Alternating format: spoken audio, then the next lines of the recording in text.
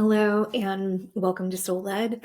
I am Kay Miller, your host, and today I'm sharing a message, message number 2 from my guides, the Wisdom Keepers. My favorite thing to do is if I can recall dreams, I ask my guides, "Hey, help me out? What does this mean?"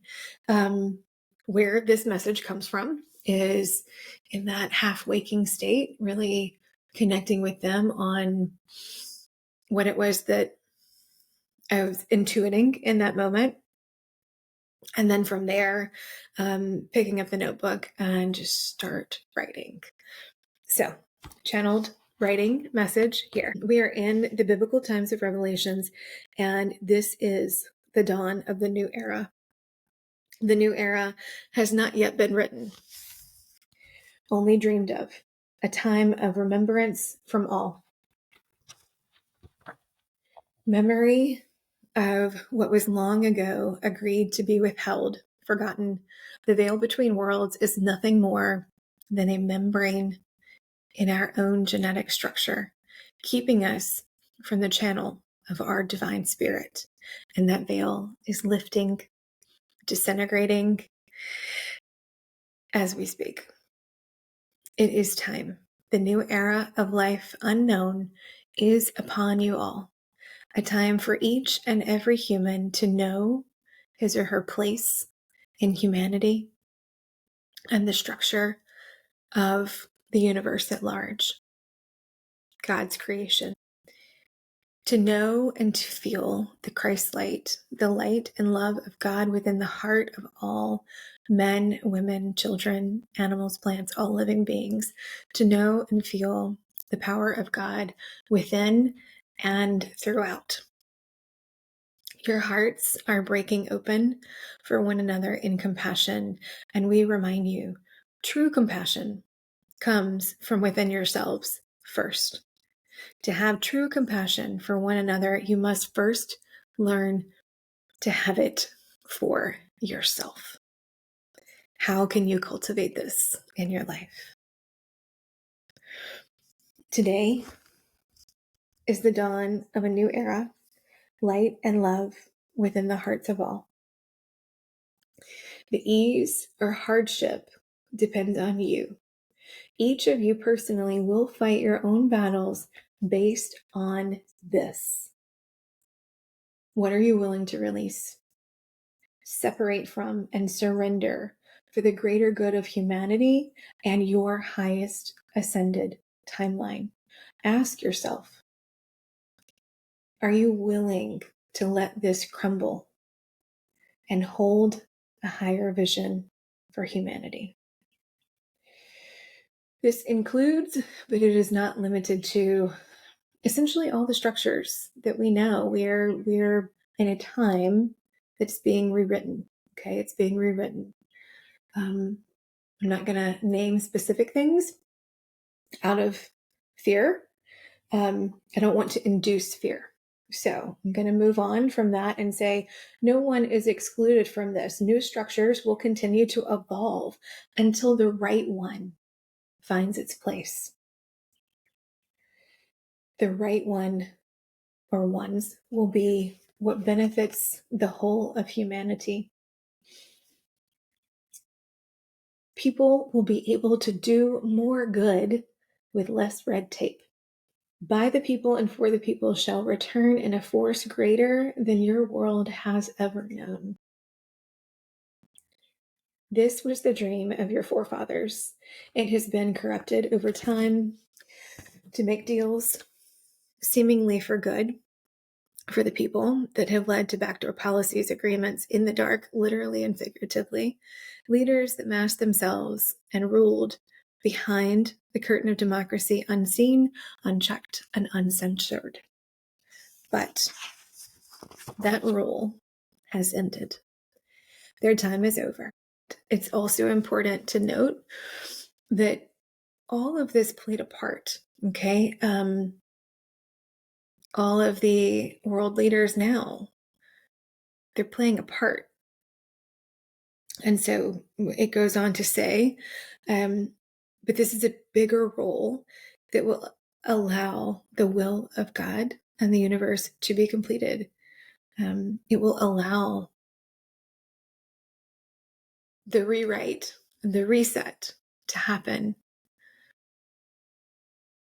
The hearts of humanity breaking open for one another. It allows it to happen. So think of these leaders as they're actors on a stage. That's it. But this is a bigger role that will allow the will of God and universe to be completed. It is all theater, and you are all but actors on the stage. Do not be pawns caught up in the experiential drama. See that drama for what it is, and know wisdom within your heart. Hold the vision for humanity of the outcome that is to come, the grand crescendo of new life on earth. You are here at this time for a reason. Go within, hold your vision of hope and love for all, for the future. Learn your true purpose, not the identity that the ego mind says of who you are, but learn your true purpose of your soul, why you're here, and then do it consciously, willingly, every day. Hold the vision and move in the future of your truth. That is the message for today. So now let's talk a little bit about that, right? What does that, how does that strike you? What does that mean for you, for us, to hold the higher vision, to allow the tower to collapse in our collective consciousness, essentially, and in humanity, to be able to stay on the perch, like a bird on the perch, and with that bird's eye view, being able to see what is happening and not feel triggered, not feel affected, to be able to surrender to that and know that it is happening for the greater good. That and this isn't just like a one-time thing. What they said in that message is that it's going to evolve. There will be new new structures that come in to take the place of things that change, right? So things are gonna like shift in and out, and they're gonna be tried on, like you're trying on new shoes, and finally you get a pair that you like, and they work, and they fit, and they feel good, and they, oh, they're great, right? That's what this is going to be like. So we really have to take that expanded viewpoint and hold the vision for the humanity, for the heaven on earth that you and I want to see, to experience, and to feel, and to know, not only for ourselves, but for our kids and all of those that come after, right? I get emotional about this. So the act of surrender. How do you surrender to the now and be able to stay in that expanded view and not feel triggered by the everyday? That's the true question. And that's where they also meant in there about, everybody is going to face their own battles based off of that truth. What are you willing to allow to crumble and leave in order for the better to come in? We have to detach. So the stronger that you hold on to something, right? Sand in the hand. Have you heard that analogy before, right? If you hold it loosely in the palm, like it stays, but the moment that we try to hold on for dear life, it's going to slip through your fingers. So whatever you can detach from and allow it to be held, but to not hold on for dear life, to not complain about every single change and thing that's happening, because guys, there's going to be a lot. Okay. It's just going to keep coming. And so maybe eventually